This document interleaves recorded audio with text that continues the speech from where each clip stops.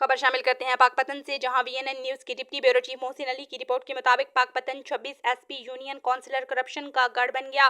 Union councillor 26 SP ने corruption की एक नई दास्तान रकम कर दी।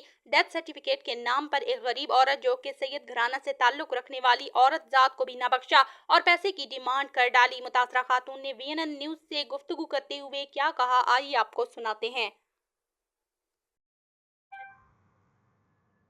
बेटा मैं एक सैयदजादी हाँ, गरीब औरत हाँ। जून कौशल 26 एसपी बूटे को गई आदे प्यो का सर्टिफिकेट बनवाण।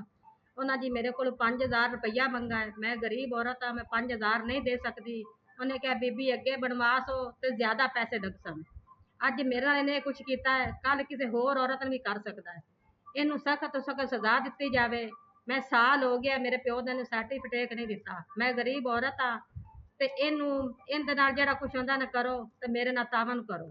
ਮੈਂ ਰੋਜ਼ੀ ਕਮਾਵਾਂ ਜਾਂ ਬੂਟੇ ਨੂੰ 5000 ਰੁਪਇਆ